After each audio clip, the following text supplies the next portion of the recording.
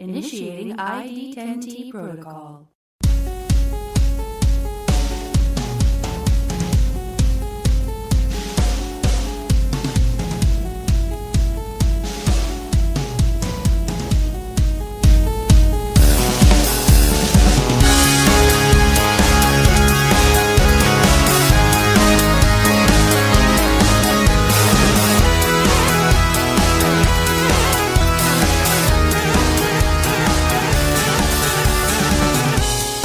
Hi.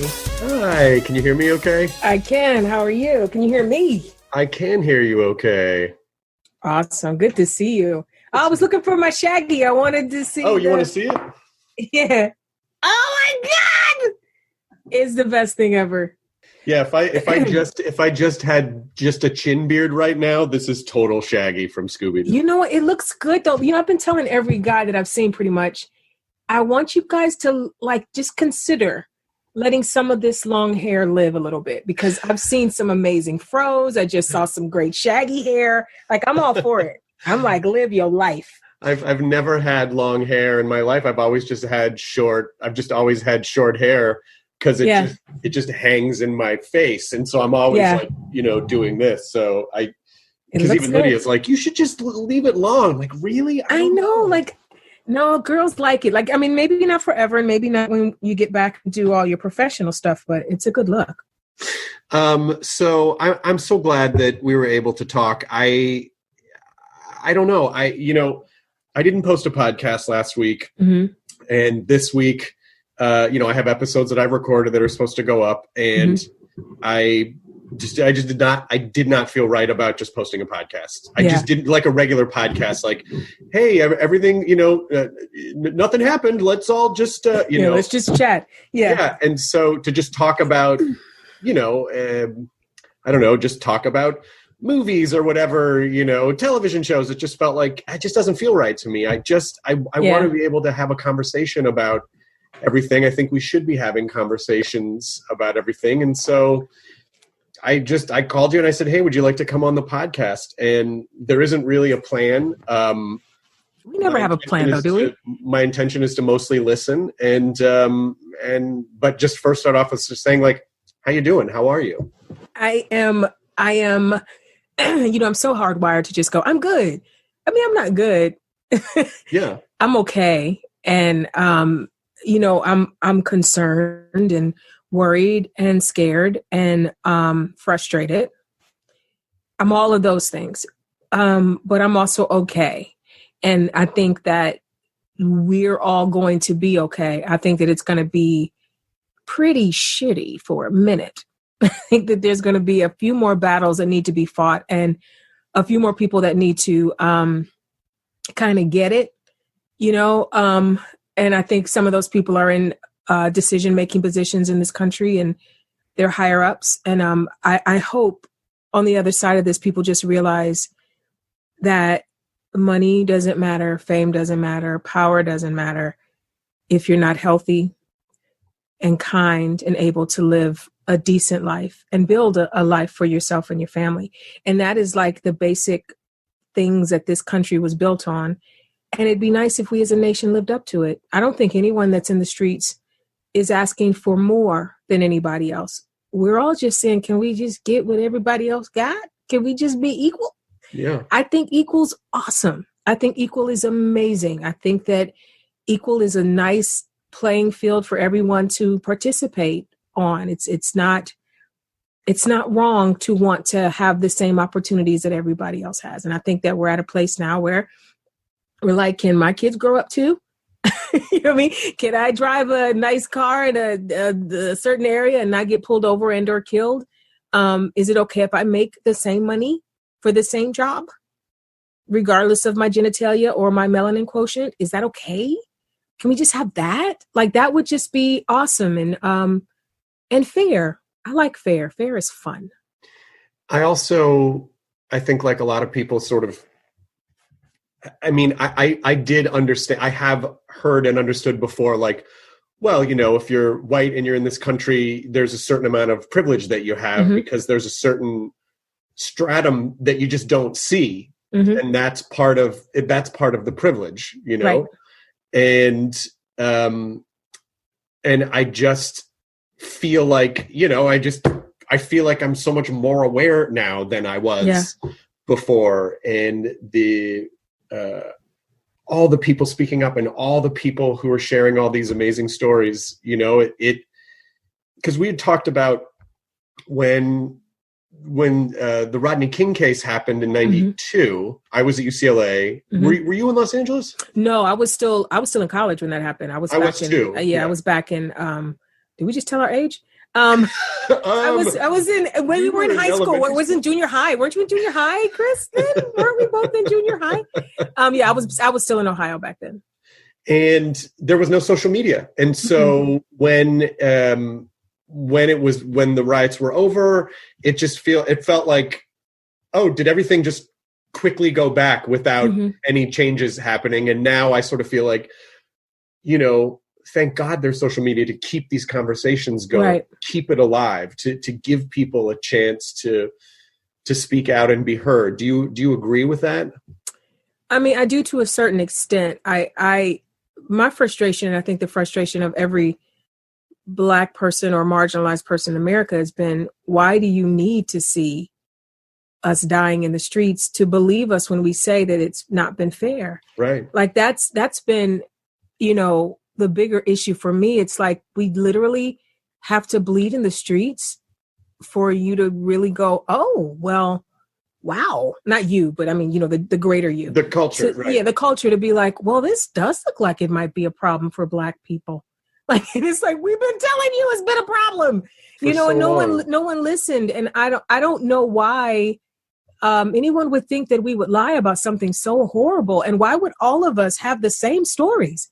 People that don't know each other, they're not in the same states, they're not in the same cities, they're not in the same economic situation. And everybody has the same story about how they feel when a cop pulls up behind them, or how they feel in a workplace, or how they feel, just shopping or walking down the street. And I am the first one to say that I don't think that a lot of the microaggressions and stuff that I've experienced are sinister. I don't think that there are large groups of white people waking up every morning going, how can I make life difficult for Black people?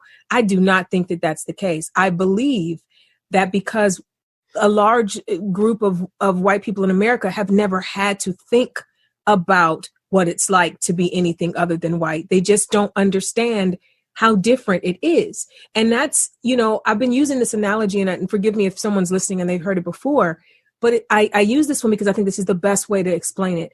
I am 5'2" and a half. That half is very important, but I'm 5'2" and a half.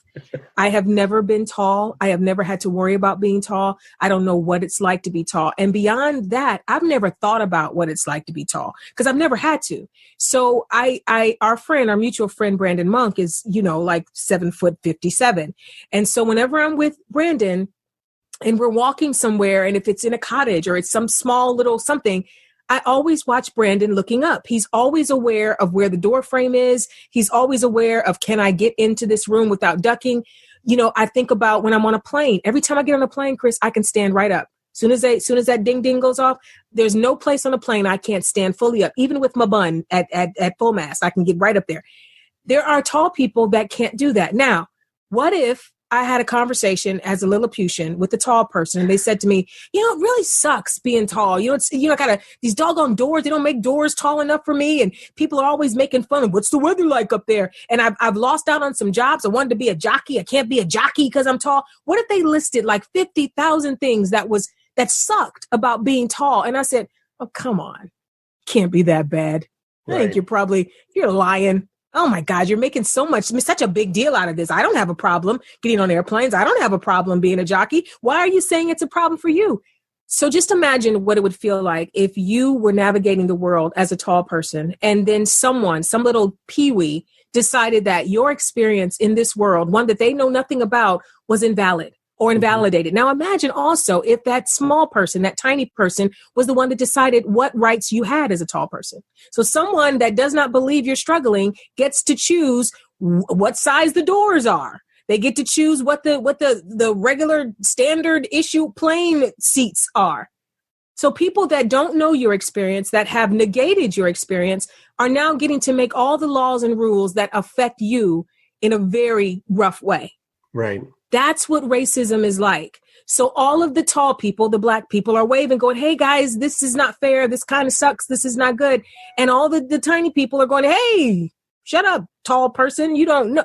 It's just the best way I can think of to explain what it feels like to be going through something, and someone who doesn't understand it decides that it's not true. And this is the systemic racism. That's the systemic racism. This is the systemic racism that's just sort of that's baked into the infrastructure that a lot of people can be blind to because they're just a part of the way the system works. Yeah, and also you got to remember, Black history is not taught in schools. Right. Because to teach Black history or Native American history at the level it would need to be taught, it would hurt some feelings. Right. And white people would have to really face what their ancestors did to large groups of people in this country. And there's books about white fragility. People talk about white fragility because, and I hope this is not offensive, but I have to say it, because for the most part, white people have been coddled in this country. They have been protected in this country. They have been preferred in this country. There's a lot of things that they don't know about what life is really like for other people. Mm-hmm. And because they don't know and they've never been told, it's like waking a sleepwalker. It's like they're shocked. Like, what do you mean I have advantages nobody else has? I've worked hard. You may have worked hard, but you've worked hard on a playing field that's been tilted to your advantage. So it's like trying to help them understand that I'm not coming for you. I'm not saying you're a bad person. I'm not saying that you're evil. I'm saying that you have benefited from a structure that was built for you. I'll use this example. Real estate and home ownership is one of the best ways to create generational wealth in this country. They made sure after slavery that Black people could not own property. They made it almost impossible for us to own property. So for generations, for 400 years, 300 years, we have not been able to pass anything on to our children. So when a rich person has all this property and kind of farms it out to their kids then get to farm it out to their kids, to their kids, to their kids. So you have great, great, great, great, great grandchildren of some rich person from forever ago that has property. Now, that doesn't mean that they are bad because they got a property, but it just means that they have a step up that a Black kid who is just as worthy didn't get from their parents.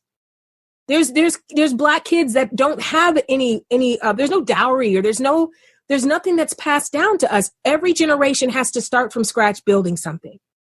So we're always behind, even if we're brilliant. You're talking to someone. I grew up in East Cleveland. I'm a poor kid, single parent home. I've built a great life for myself, but when I tell you I had to claw my way to everything that I've gotten, so it's like this idea that, pull yourself up by your bootstraps. Most of us don't have bootstraps. And that doesn't mean that every Black person in America is poor. That is not the case. Doesn't mean that every Black person in America doesn't have a rich relative. Many do. I'm saying if you talk about statistically how many do, it's not the same as the generational wealth that's been able to be passed down to white people. So it's just, you already have a better starting point than we do, right. And so we have to always fight. And then on top of fighting to get ahead, we also have people trying to kill us.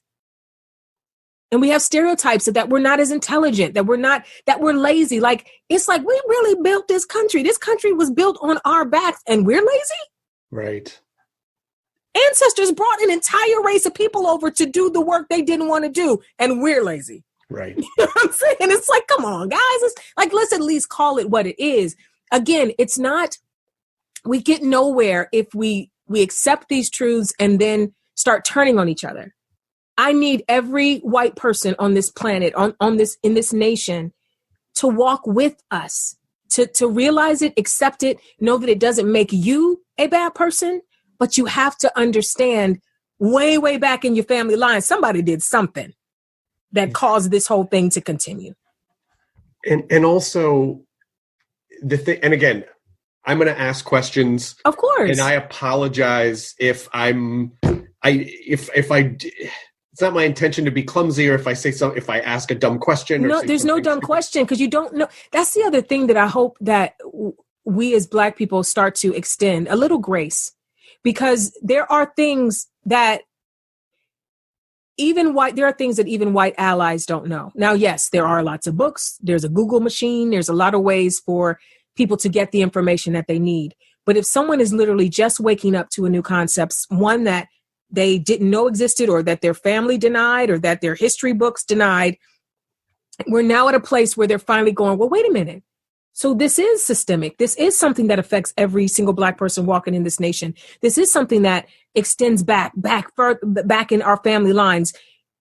Let me unpack this. If someone's trying to unpack it and really trying to learn, how about you give them a little space to learn?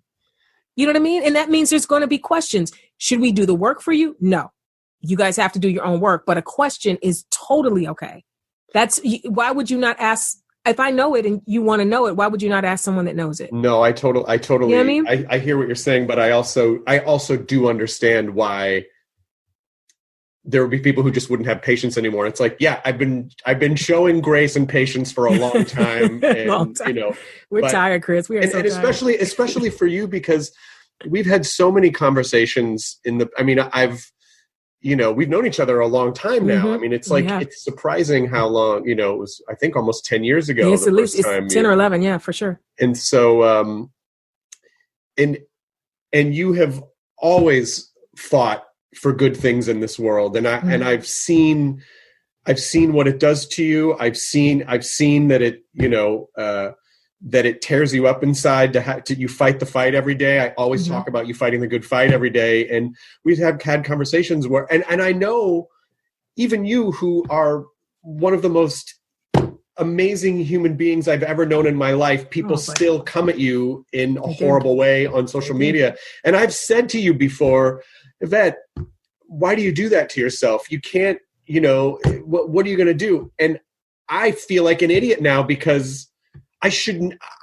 not have been saying those things to you. I feel like I should have been saying before, what can I do to help you? As opposed to, God, some of these people are just a lost cause. There's just assholes out there, and they're just a lost cause. Don't sacrifice your happiness, for that. And I don't know. The fact that you're able to maintain grace, and that you're able to maintain faith in situations where it feels like there's no room for that.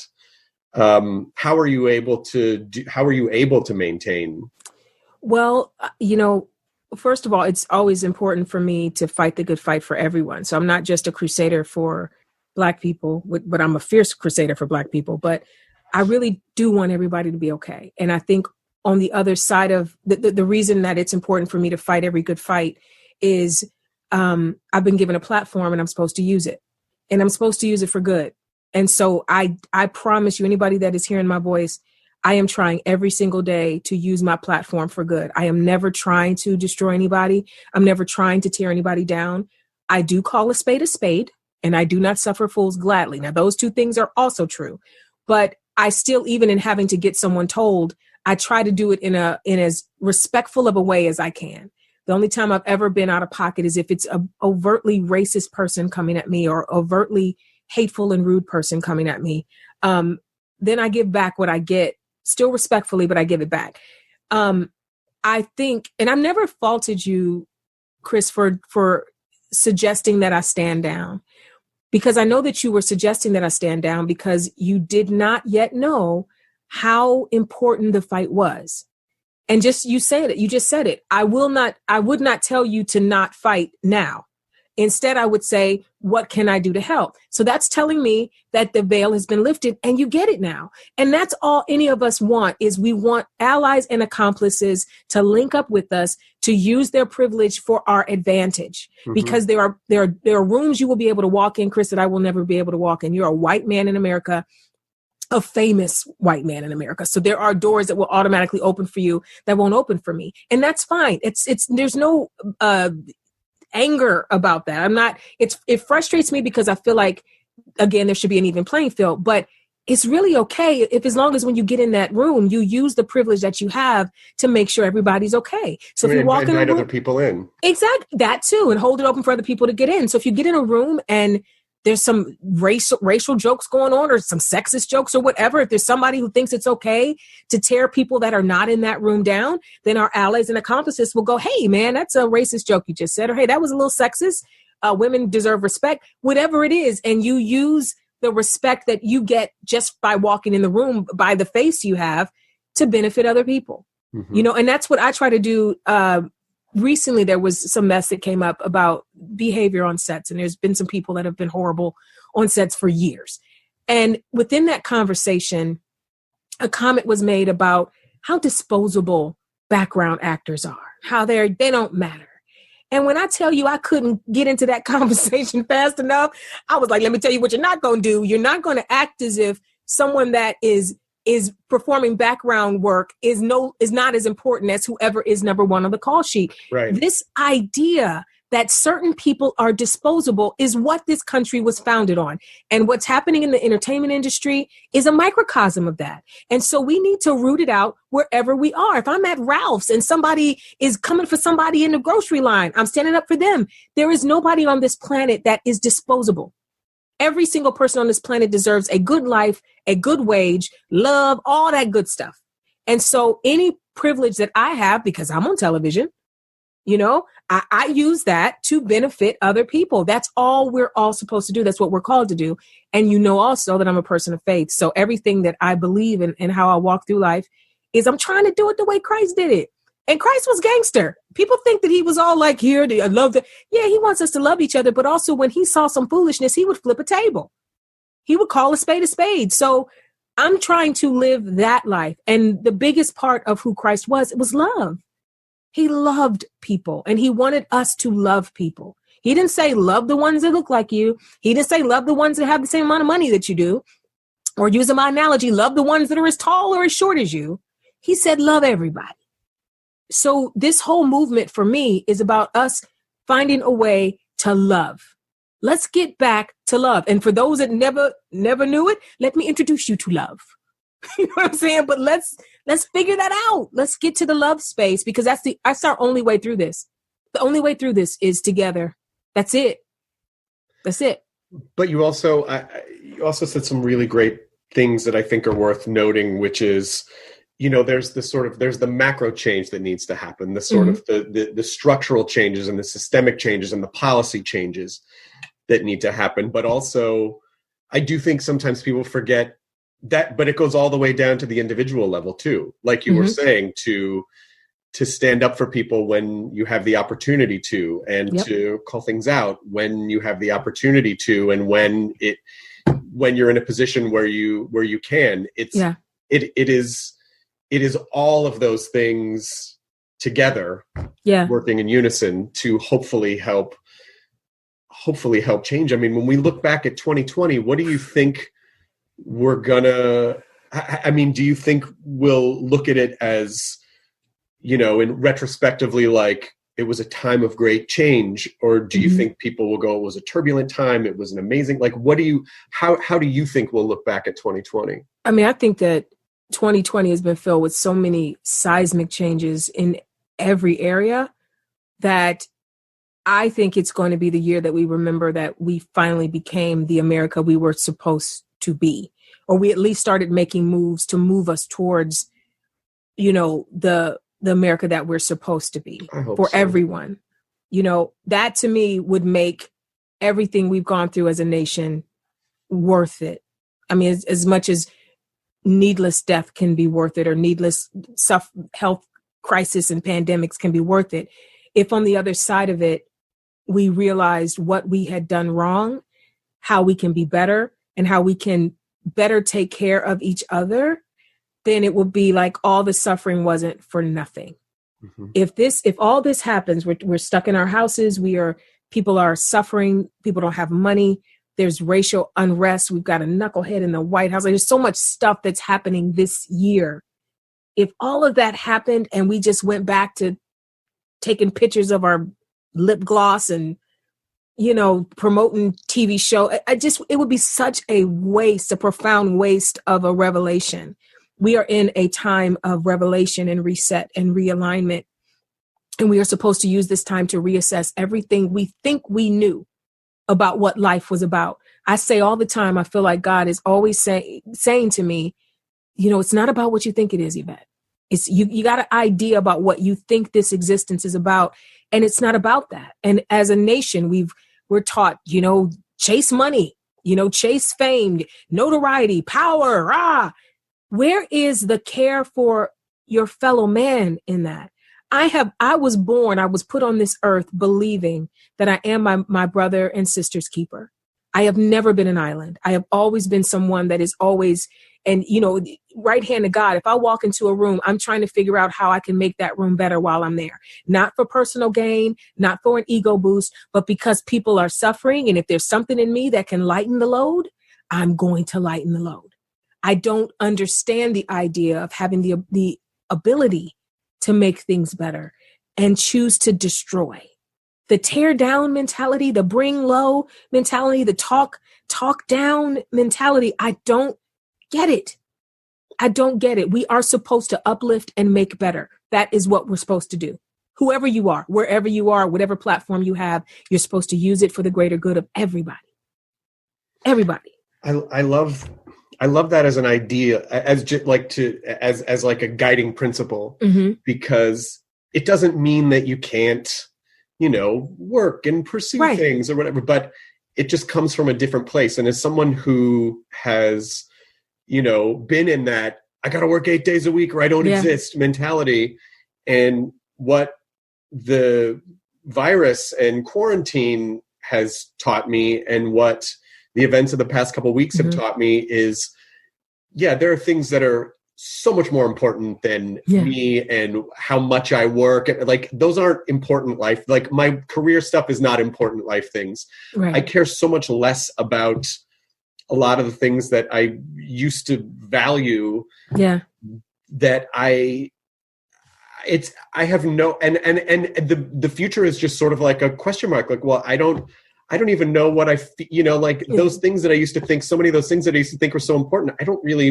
There's a lot of that stuff I don't think is that important anymore. Do you see how much I'm smiling? Like, I do. They can't see because we're on, but Chris and I are Zooming right now. No one will ever see this because we both look like Shaggy and crazy, but I'm smiling so big hearing you say that, because first of all, I understand your ambition. We've had this conversation before. I am not ambitious. You are. But I can appreciate your ambition, and I understand it comes from the space of wanting to do good, to wanting to make good, to wanting to leave a mark and a legacy. So that I appreciate your put. Yes. And maybe that is some of it, but some of it's also insecurity. Some of it's also needing to feel significant by what I create. And it's like, oh, but that's not creating work stuff for yourself. Doesn't do anything for other people. Depending on the type of work that you do. Do you know how evolved that is, though, for you to stop me and say, thank you, but I know that it's coming possibly from a place of insecurity. Like, that's evolved, Chris. Like, that is like, you've done some work on yourself to be able to say that, because we are still in a country that says achieve, achieve, achieve. Yeah, you know what I mean? I don't believe that anymore. I mean, I don't believe in that as an idea anymore, because I think we do reward people who work themselves into the ground, and we do reward people for, look at how many material things or how many jobs or how many this. And it's like, you constantly hear these stories where, Norman Reedus told me a story where he just randomly met a guy on a plane. He was traveling somewhere and the guy was older. And he said, I run a Fortune 500 company. My wife passed away not that long ago. I freaked out and left everything behind and just started traveling. And since I've been traveling, I feel like I wasted my life in pursuit of myself, like in pursuit of his own material. And I feel like you hear a lot of those things, or you study Stoic philosophy or anything. And it's like, yes, you can have things, but don't be defined by them. Right. Your contribution. I mean, like, humans survived through community, And so how can we, just a nod to your show? I know. I was about to say the show too. People are surviving in the quarantine on Community on Netflix, everybody. And time again, you hear, like, happiness isn't a drug that you chase. It's gratitude, it's peace, it's grace, it's contribution. It's those things. And I feel foolish that it took me into my 40s before that really sank in, where I was like, oh yes, grace, contribution. It's not about, it doesn't fucking matter like if I have a show or not. Like that's dumb, Yeah. you know? It's like, that's not, I don't know. I really do feel transformed by everything that's happened in the last few months. And I feel like an idiot that it took all of these things together to really make me as reflective as I should have been. But I guess when you're in the pursuit of something, you're in the momentum. Yeah. It's so easy just to like, you know, momentum. And then when that momentum is rewarded though, Chris, like, it's not like you're like on this hamster wheel and everyone else like, what are you doing, dude? Like everyone else is on their hamster wheel running like crazy too. And so everybody's just thinking that that's the way to do it because that's the way it's always been done. And this pandemic has made everybody have to sit down somewhere. Now, of course, we're human, so we're finding other ways to do it. Now we're Zooming and we're Skyping and we're Google, whatever their thing is. We're doing we're still finding ways to create and work and move and do, but it cannot be at the same level because people aren't gathering and we're not, it's just I just feel like it's a moment, it's a reset and it's a moment for those that are aware to just sit back and reassess it all. And there's never, I think there will never be another time that we as a people, like everybody on the planet had to do it at the same time. Right. There will, I pray to the Lord it never happens again, where that happens, where something affects everybody to the point where everybody has to take a couple of steps back. And I also hope that no one on the other side of this feels bad because they did not, quote unquote, use their time effectively. Because even in the midst of this, there's still people going, well, you know, if you come out of this and you ain't got thin thighs, what? If you come out of this and you ain't got a new job, it's like there's so much like pressure and like peer pressure where we're even in the midst of setting down, where people are still telling us, you need to be running while you sitting down. What? Just sit down.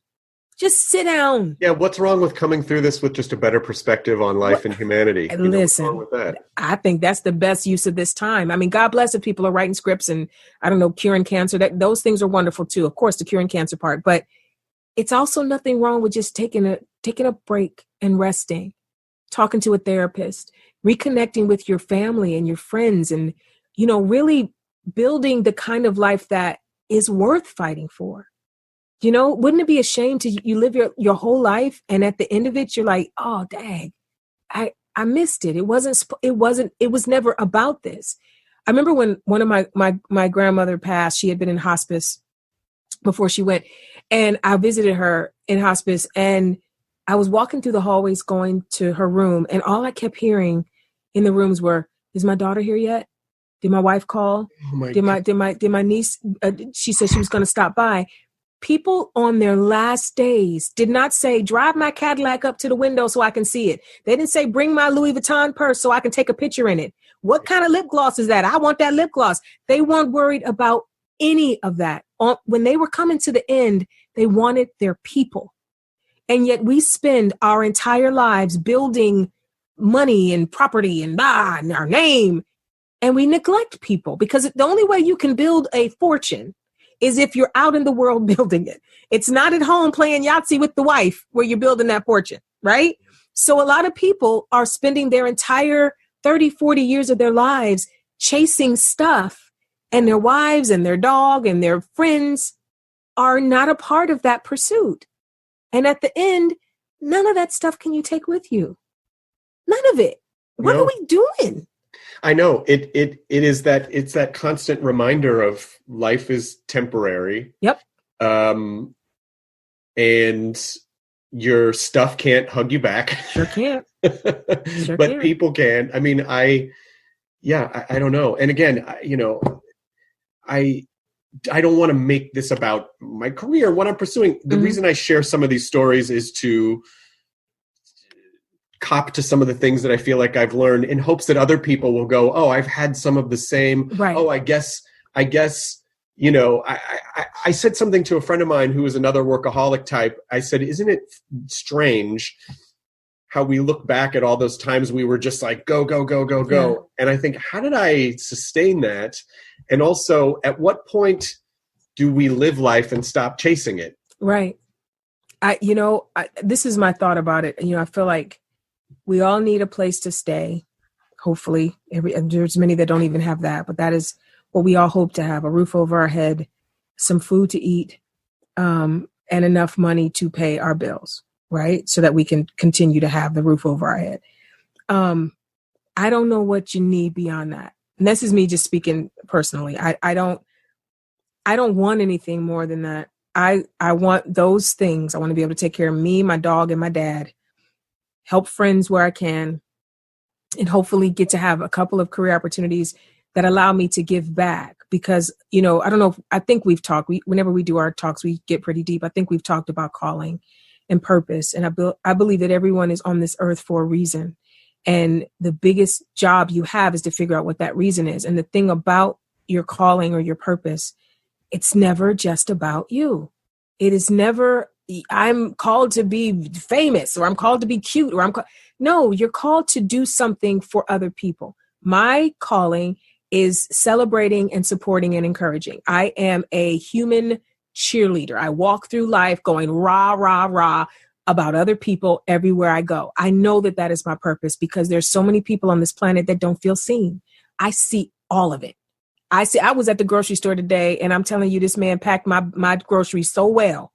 I was like, well, you look like a doggone Tetris game the way you got everything. I just loved on him and told him that his countenance changed. Not because his goal in life is to be the best grocery packer, but the fact that he had a skill in that area and somebody recognized it. Mm-hmm. And that is really all we want on this earth, is just to be seen for something.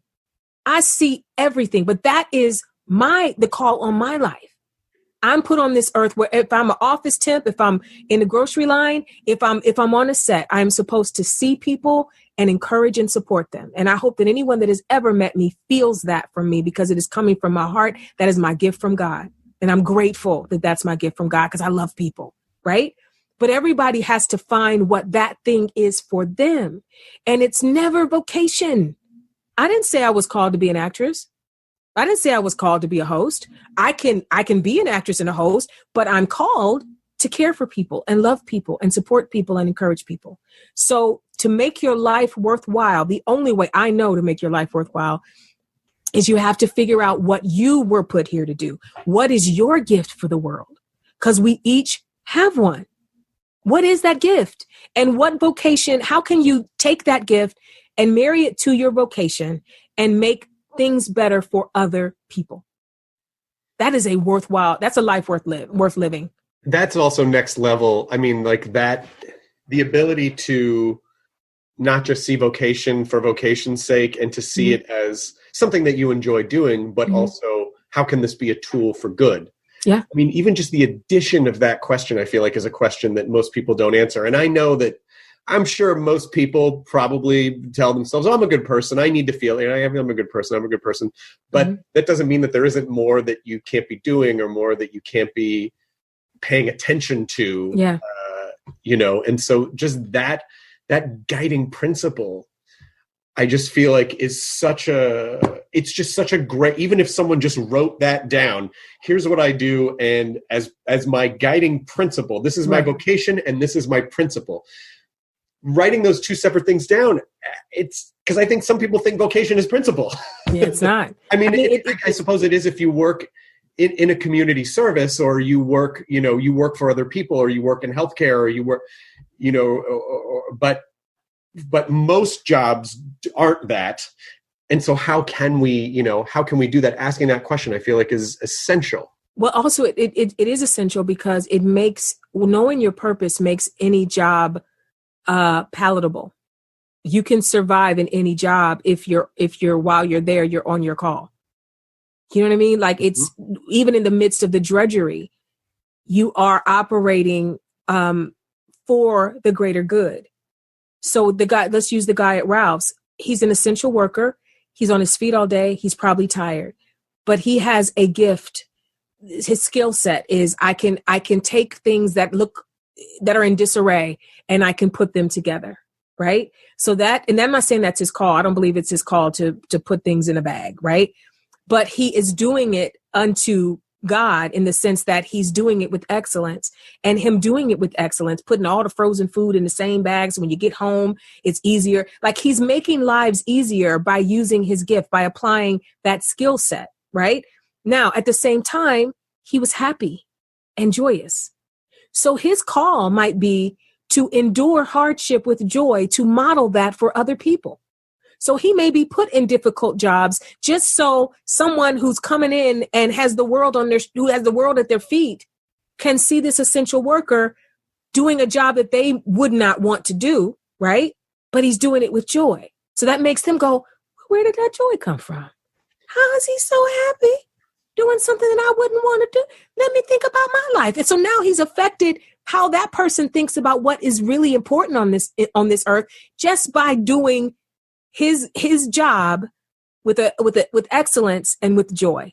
So that's a small version of it. I think some of what you're talking about, would you say it's fair to say, is just awareness, is just those moments of the day. And listen, we're, human beings think about themselves. Of course, that's going to happen. You're going to do selfish things sometimes.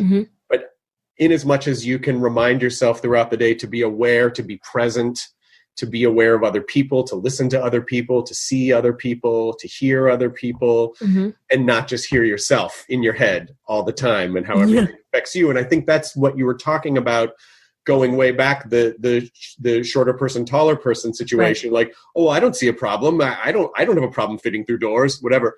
It's the fact that so much of the time we just think about how things affect us in our little part of the world. Right. Stepping out of that and going, what do other people need? What can I do to be of service to other people or the greater good? Yeah, you either believe that we're put here to work together or you don't. And I just have always been acutely aware of the fact that we're just better together. Whoever you are, we're just better when we yoke up and we work together. And I don't get, I'm not someone that's like impressed with myself. Like I don't wake up and go, oh, get a load of me. I'm just never been that person. I don't think higher of myself than I should. The only good that I've ever brought to this earth is those things that I've done for others. And that's really the truth for every person on this planet. If I, amass a lot of wealth and I create a great, situation for my dad and my dog and me, and you know what I mean? Like I don't get a warm fuzzy because I have things. I don't get a warm fuzzy because I have information or I have a certain wisdom that God has revealed to me. What good is it if I don't share it? It's like let's go to curing cancer. What if I cured cancer? And I was like, well, did that, checked it off, but didn't tell anybody and didn't share it with anybody. What difference does it make if you've done a great thing, if it's only sitting on a shelf in your house or it's something only you use? I cure cancer and I don't even have cancer. Right. So it's really worthless unless I take what I've been given, what I've learned, what I've built, and find a way to funnel it out to other people who need it. Right. Because there's always going to be someone that needs it. Whatever we have that is great, there is somebody that is doing without it. Wisdom, joy, a punchline, whatever. And we're supposed to share everything that we have. And I'm not saying that capitalism is wrong, that you shouldn't strive. I just feel like you should strive, but how much do you need? Really, how much do you need? And how can you be okay with what you have if you know that you have the ability to help others and you don't? Right. That's like, how can you sleep? I couldn't sleep at night if I had a bit of wisdom or $5 or something and somebody needed it. And I'm like, well, good luck. I got mine. Get yours. Like, come on. We got to give back. That's what we're here for. Yeah. Someone said something to me once about, it's not about having what you want, but wanting what you have, with those types of things, Yeah. It was so funny when we came into 2020. I mean, I guess I was ahead of the curve. When we came into 2020, I made no resolutions. And I usually do I do a vision board. I'll get some, pull out some pictures from Essence magazine or, In Style. And I'll put like a picture of some flowers or, if for a time I wanted to get another house, a bigger house so my mom could move in with me because I already take care of my dad. So I was putting pictures of like, this would be a great house I could get for my mom and dad. And for some reason in 2019 going to 2020, I was like, like I had no desire to do it. I made no resolutions. All I prayed for going into 2020 is I want peace and contentment, Lord. I was like, so that whatever circumstance I find myself in, I am peaceful within it and let it be enough. Whatever it is, let it be enough. So peace and contentment. I prayed for those two things only. The year we were going into this shit show. So it's like, I don't know what else we need but peace and contentment right now. Like this, we can't do anything to make this better. So we have to find a way to endure this, right? Endure this tumultuous time and give in the ways that we can. This is definitely not a year about, amassing great wealth or, my name on a billboard. It ain't 2020 ain't for that. Nor should it be. I think I think it's about amassing, spiritual wealth, however you define that, humanity wealth, community wealth, these things that hopefully it's the year of not me. Wouldn't that be nice? It'd be nice to have a year that's not me.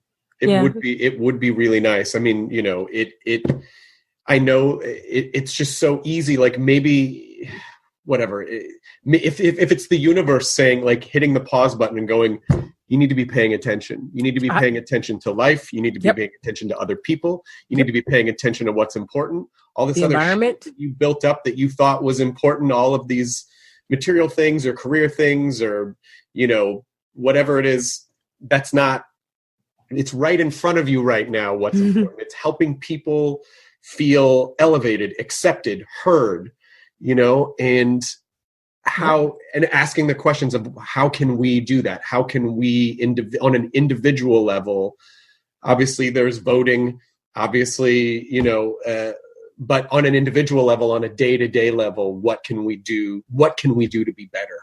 Yeah.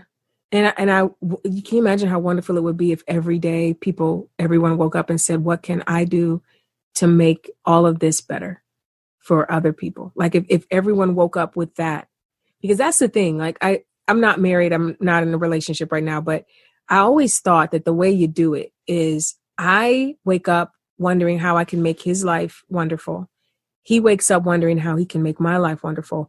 And then we're both taken care of. It's only a problem when I want to make his life wonderful and he wants to make his life wonderful. And that means you are left untaken care of, right? So the idea as citizens of this world and citizens of this nation is wake up in the morning and go, what can I do to make this society better for everyone? And then if your neighbor does the same thing and the person at your job does the same thing, then everybody is taken care of. My neighbors on my block, I don't even know when this happened, but we all decided at some point to just bring in each other's cans on trash day. It's not like every Monday is, this Monday, first week of the month is John and then it's Jill. No, we just wake up. One day somebody wakes up and goes, I'm doing it today. And there's been a couple of times where we get up and two people are walking out the door at the same time. And I want to do it. Well, I want to do it. We're fighting to bring in each other's trash cans.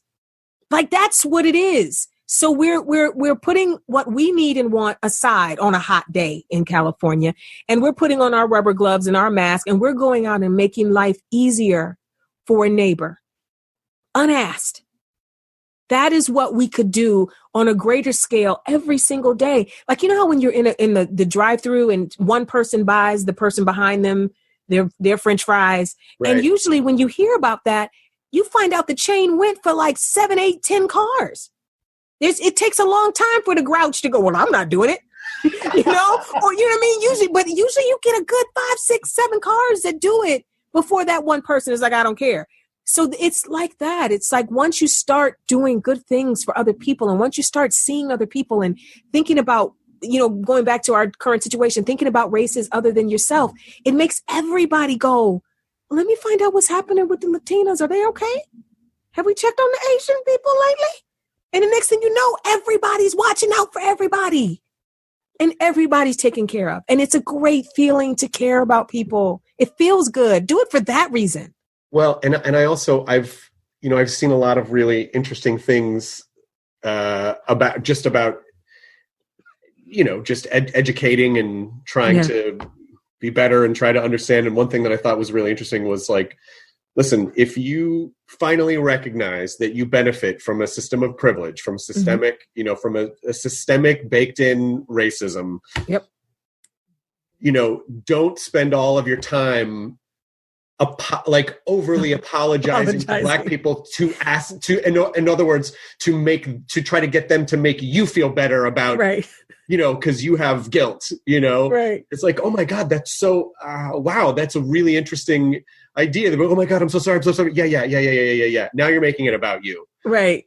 So obviously you said early on, like, look, we're not going to do the work for you, but may I just ask for people who don't know, who are just starting to feel aware now, although how could you not have felt it all these years? But let's just say you finally are aware. Good resources. I find the internet can be such it can be difficult to navigate sometimes, the internet, because there's just so much information out there. So what are good resources so that people can be educating themselves in a positive and productive way? I would say that the easiest way to do this, and this is something that does not require any heavy lifting from any Black person, go on Twitter and find, and this is not even hard to find a Black person you respect, who is intelligent, who seems to be dialed in, who's socially active, cares about voting, all of that. Find that person and then follow who they follow. So automatically your feed will now be populated with other people that think like that principled person, right? You can follow, I could give you lists of people, but if you go to my page and you just look at my mentions and the people that I follow, you're going to find a lot of great resources there. Variety just put out a list of books that you can read to learn more about systemic racism. There's another thing that I posted where they listed different people and movies, and like there's now becoming there's a lot of curated lists of people to follow, books to read, movies to watch. I've been telling people that 13th, it's a documentary by Ava DuVernay. If you have any question about how it went from slavery to the current police force, 13th breaks down how that happened. Staying with Ava, When They See Us, shows how the disparity between how people of color are treated in the judicial system. Another movie that does the same thing is Just Mercy, starring Michael B. Jordan. That's a great one to watch. There's a book called White Fragility. It completely breaks down, why a lot of white people just don't want to deal with racism, because it hurts their feelings and it makes them feel crazy. And it's like, I saw something, I think even Matthew Perry posted this. It said something like, learning about racism is not as hard as experiencing racism. Right. So as difficult as it is to find out the things, I mean, the Tulsa massacre of 1921 was depicted beautifully in the first episode of Watchmen on HBO. I can't tell you how many white people and some Black people that were like, wait, that happened? That's real? Yeah, that really happened. And you should read up on that, because it was a horrible thing that happened to an amazing Black town that had found a way to build a life outside of all of the things that white people were doing to prevent them from thriving. And then once they were really doing well, white people, KKK, came in and bombed it and set it on fire. And, it's not taught in schools. Rosewood is another city that happened to. So there's a lot of resources out there. But if you start with a principled Black person, if you start with just by following their page, you're automatically going to find, and just know that it's going to be rough. You're going to hear some things about your ancestors or white people from way back when. It's going to really make you feel crazy. And that's okay, because that's a good fight through that tightness in your chest, and really just accept that some horrible things have been committed on this soil to Native Americans, to Black people, to, just about every minority that came through. They didn't like them. and he did some things. So you're going to find out about a lot of stuff, but it's okay because you're here now and you can make it better. And lucky you that you get to be the generation that makes it better. Like you want a feather in your cap. 400 years later, we came in and we joined hands with people that have been oppressed in this country, and we believed them and we fought and we changed it. That's something to strive for. And also, I would say to other white people out there, when you hear systemic racism or that you've benefited from systemic racism, that's not an attack on you. That's right. It just means some people get defensive, like, oh, what are you talking about? I'm not. It's like, no, just listen. Just listen. Mm-hmm. Listen and listen, hear, see how you have benefited from things, see how you can make it better for other people, see how you can elevate other voices if you're in a position to do so. And it doesn't, it's not saying to every person, like, you're a bad person. It's like, it's not an attack on you. It's not an attack. I don't know. And let me say this too. I know we're running out of time, but privilege, the word privilege has tripped up a lot of white people because there are a lot of poor white people on this planet too. And they're on welfare and they're struggling and they're trying to get by. Privilege does not mean that you have a silver spoon in your mouth. Privilege means that you are able to move through this country, not having to think about things that other people have to think about. Right. Think of it as a savings, right? Privilege is, never being followed in a store when you shop. Privilege is, being pulled over by a cop and being able to actually ask, even with attitude, why'd you stop me? That phrase alone could get a Black person killed, but white people can say whatever they want to cops and live to tell the tale. So that is what your privilege gets you. So it's not that that means you always had, a big turkey on your table and that's not what it means. It just means that there are things in this nation that you don't have to think about. Right. That other people do. That's what privilege is. And it's okay. Just use it for good. Use it for good. What I would love to do is give an email for the podcast. Mm-hmm. The email is thoughts@id10t.com. Thoughts@id10t.com. If there are, Black artists, Black creators, Black writers, whatever, send in recommendations, people that we should be talking to or people that I should be talking to or promoting on the podcast. Yes, that would be great, Chris. How to use the platform to just, elevate other voices. And I hope that, I really do hope that America as a whole is listening. And I do hope that we are better after all this. My hope is, when you say, like, I hope it's not all for nothing, I really do hope that it doesn't just go back to the way that it was before. I hope that's true too. I don't think it will, but I hope that it doesn't. Yeah. It's all love. I think that, we forget that it's really okay. It's okay. We're going to be okay. This stuff is difficult and it's not ideal right now, but it's going to be okay. Yeah. And again, saying Black Lives Matter is not attacking anyone. I see it as listen, pay attention, hear. Yeah. I think that people think when they hear Black Lives Matter that we're saying that we matter more. We're just saying we matter too. Yeah. That's all. It's okay. It really is okay. Like, I just want to give everybody a big hug and be like, you guys, it's going to be all right. Like, just relax. And it's realizing that racism exists is not going to kill you. It's not. And I'm telling you, I'm saying it from someone that's experienced racism my entire life. It didn't kill me. So finding out about it is not going to kill you. It's going to be all right. You're going to be all right. Beyond that, what else are you doing with your, are you, because I know I had a tight hour with you. You said, I can do the podcast, but I just have an hour. Going back to you staying at home, are you starting to feel like being out of the house again? Are you going to stay in for a while?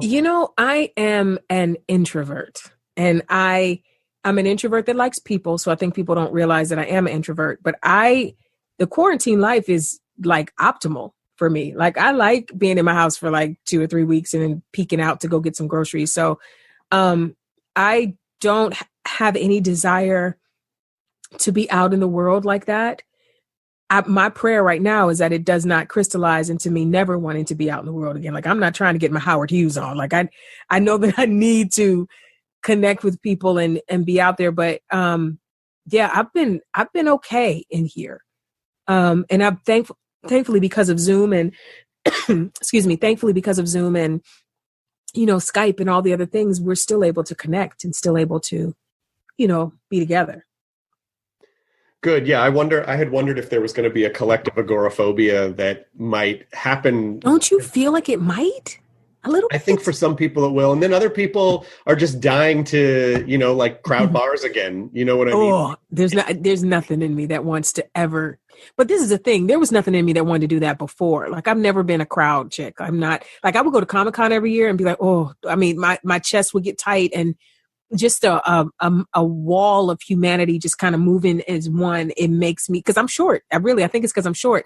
It makes me feel claustrophobic because I can't see over the crowd. And right. I feel like there's like a wall of people around me. And if something, so I don't know. I don't know that I would ever, I don't know. What about you? What do you think? I don't know. I mean, I know that, Lydia has like a kind of a weird kidney issue. And so it sort of makes her slightly in a higher risk group. Yeah. So I'm not so much, I'm not worried about getting coronavirus for me. I'm worried about like, I don't want to get it, give it to Lydia, give it to my mom, who's also in a high risk. Like yeah, that's me and my dad. Like, I'm more concerned about my dad than me too. Yeah. Yeah. But I want to thank you for your time. And I want to thank you for giving me the opportunity to talk with you. And again, if I said anything clumsy or stupid, I certainly, it was not my intention. You didn't. Let me say this. And I feel like I do this every time we talk because I feel like I need people to know you have the sweetest heart. When they say someone's a sweetheart, like you really are a sweetheart and you want to do better. Like even from our first chat on your podcast back when you were still Nerdist, when I was doing Community, from that moment to every time we've worked together or chatted, you're always better, Chris. Like you always just keep getting better, even when you're fighting against it. Because I remember in our early conversations, you were open to conversations about faith, but it wasn't something that you were like. There was no like longing to fully understand it. It was like, just tell me about your faith. Let's talk about it.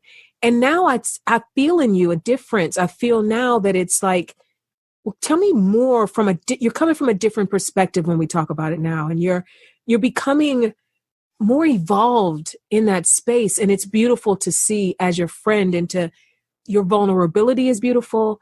The fact that that you don't know things, and you're brave enough as a white man in America to say, I don't know what this is. Can you explain it to me? That's huge. I want to thank you for helping to caretake me and my feelings, but I just want to say, and I'm sorry for getting a little emotional, but oh, honey, and something that I really want you to know is that you inspire me. You're one of the people that I look up to. You're someone that I aspire to be like. Oh, honey, just who you are inspires me, and I think about you a lot, and I think about how I can be better, and I know that things that I've recognized in life or thought about in life, you have greatly impacted, and honey, I just care about you a lot. And well, I adore you. You know this, and we are yoked together. Like I feel like we were destined to be friends. We were destined, and who would have thunk it? You know what I mean? Like who would have thunk that the two of us would be so connected from a heart space? And it's that I have your back. There goes my dog. Harley! And doggone, I'm talking to Chris. Stop it. He's going to keep barking. We probably have to end it now. Just know that I love you. I'll text you later and tell you the rest of this. Thank you. I appreciate you. And thanks for listening, and thanks for talking, and thanks for sharing, Yvette Nicole Brown. Thank you, friend. I love you. I hope to see you in person someday soon. When we're allowed out, we'll do it. Okay. Take care. ID10T scanning complete. Enjoy your burrito.